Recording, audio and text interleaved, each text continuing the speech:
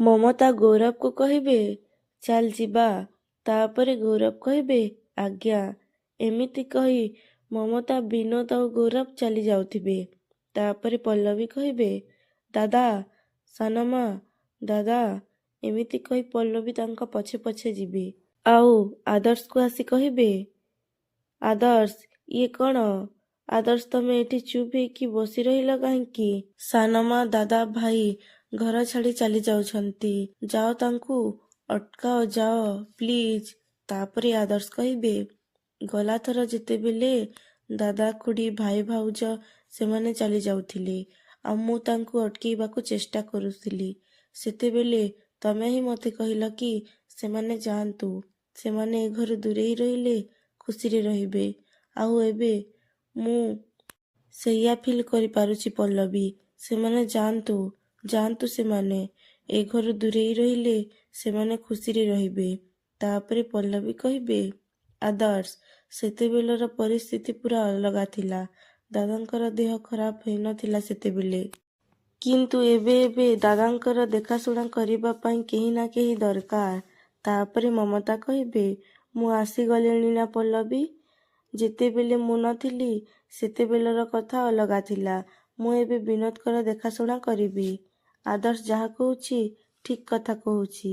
ଯେତେବେଳେ ମୁଁ ଏ ଘରୁ ପ୍ରଥମେ ଯାଇଥିଲି ସେତେବେଳର ଏଠି ପରିସ୍ଥିତି ଯାହା ବି ଥିଲା ଆଜି ବି ଠିକ୍ ସେଇ ଏକା ପରିସ୍ଥିତି। କିଛି ବି ବଦଳିନି ଏଠି। ସେ ଏକା ଡ୍ରେସ୍, ସେ ଏକା କାହାକୁ ତାନା ମାରି କଥା କହିବା, ସେଇ ଏକା କାହାକୁ ଦେଖେଇ ଶିଖେଇ ପରୋକ୍ଷରେ ବା ପ୍ରତ୍ୟକ୍ଷରେ କାହାକୁ ଦୋଷୀ କରେଇବା, ସେଇ ଏକା ଅଶାନ୍ତି ଝଗଡ଼ା ପୁଣି ଥରେ ଏଠି ଚାଲିବ। ମୁଁ ତାକୁ ଆଉ ସମ୍ଭାଳି ପାରିବିନି। ତାପରେ ଆନନ୍ଦ ରୁବିକୁ କହିବେ ଏସବୁ କେବଳ ଆପଣଙ୍କ ପାଇଁ ହେଉଛି ରୁବି ଦିଦି। ଏବେ ତ ଆପଣ ବହୁତ ଖୁସି ହେଉଥିବେ ନିଶ୍ଚୟ। ତାପରେ ମାୟା କହିବେ ଆନନ୍ଦ, ତମେ ଏସବୁ କଥା କହି ମୋ ଦିଦିକୁ କାହିଁକି ବ୍ଲେମ୍ କରୁଛ? ଦେଖ, ମମତା ତାଙ୍କ ପରିବାରକୁ ନେଇକି ଏ ଘର ଛାଡ଼ି ଯାଆନ୍ତୁ ବୋଲି ନା ରୁବି ଦିଦି, ନା ମୁଁ, ନା ଏ ଘରର କେହି ଲୋକମାନେ ତାଙ୍କୁ କହିଛନ୍ତି। ସେମାନେ ତାଙ୍କ ନିଜ ଇଚ୍ଛାରେ ଏ ଘର ଛାଡ଼ିକି ଯାଇଛନ୍ତି। ତ ଏଥିରେ ଦିଦିର କ'ଣ ଦୋଷ କୁହ?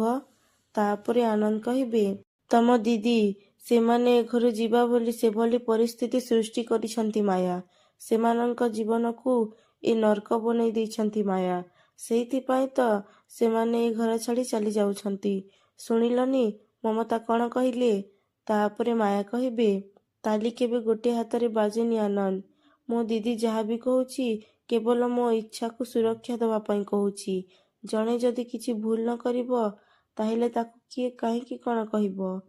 ମମତା ଏ ଘରେ ଏମିତି ବହୁତ କିଛି କରିଛନ୍ତି ଯୋଉଟା ମୁଁ ତାଙ୍କୁ କରିବା ପାଇଁ ମନା କରିଛି।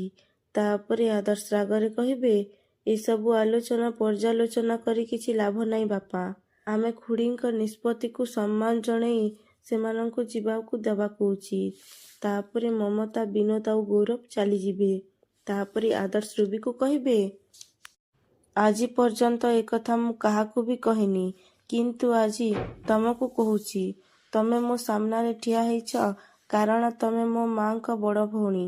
ନହେଲେ ତମ ଜାଗାରେ ଯଦି ଏଠି ଆଉ କେହି ଠିଆ ହେଇଥାନ୍ତା ନା, ତାହେଲେ ମୁଁ ତାର ଏମିତି ଅବସ୍ଥା କରିଥାନ୍ତି ସେ ନିଜେ ବି ଚିନ୍ତା କରିପାରିନଥାନ୍ତା।